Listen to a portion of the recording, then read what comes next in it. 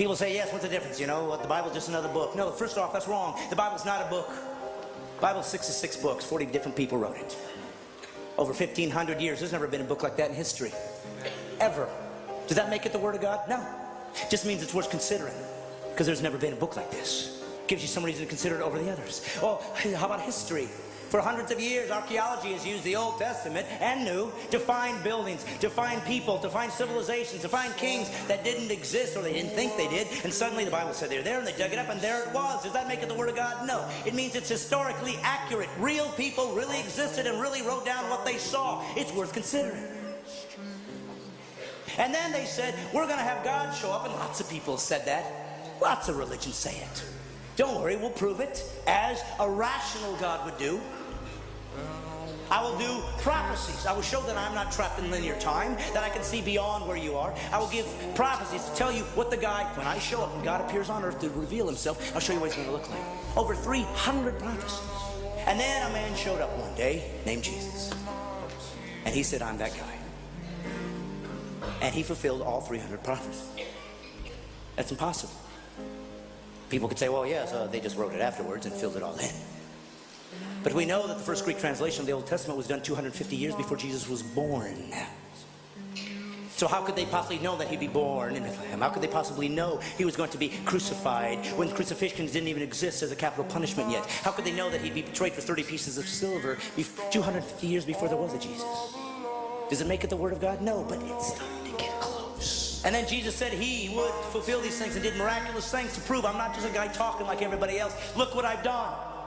And some people believed and some didn't. That's how humans are. And then he said this, I'm going to prove it to you. I'm going to die. And I'm going to come back to life. Nobody's ever done that. And he died. And all those who were with him, 3 years, ran in fear, as would all of us. And they ran away and they said, I guess we were wrong. And then something happened. Something happened that made all of these guys come back and be willing to be martyred for this belief system, except for one. Of course, John was sent off, but everybody died a martyr's death. What was it for? Because they thought they were going to get rich? There was no riches here. There was no riches. The Roman government hated them. They wanted them destroyed. They'd use them as people that could be eaten alive by animals for sport and entertainment. You were kicked out of your culture. The Jews weren't going to take you in, so there was no value there. There was nothing good here. There was nothing here to gain. And they all still died for what? Because they found a new religion? No, for one reason. They said this. I saw him die, and I saw him come back. Why did he die? So he could have a perfect life? No, so he didn't have to go to hell.